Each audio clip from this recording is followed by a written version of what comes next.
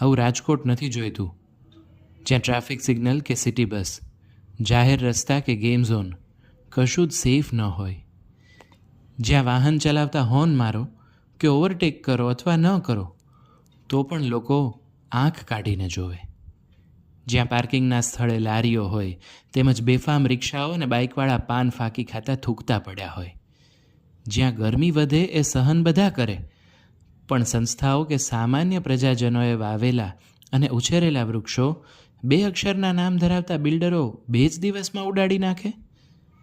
જ્યાં પ્રજાની પાસે હકની સુવિધા માગવા પણ ફરિયાદ અને પછી એ ફરી યાદ કરાવવું પડતું હોય.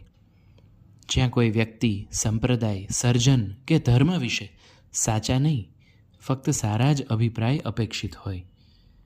જ્યાં પાડોશી સાથે કચરો ફેંકવા જેવી નજીવી બાબતે પણ છરી, ધોકા અને પાઇપની સાથે દુર્વ્યવહાર કરવામાં આવે. જ્યાં ફક્ત પૈસા, ગાડી, ઓળખાણ અને લાગવગને પોતાની આવડત કે અચીવમેન્ટ ગણાય. જ્યાં હોર્ડિંગમાં બ્રાન્ડિંગ કરતાં બુદ્ધિનું પ્રદર્શન વધુ દેખાય. આવું રાજકોટ નથી જોઈતું. ચેતસ ઓઝા.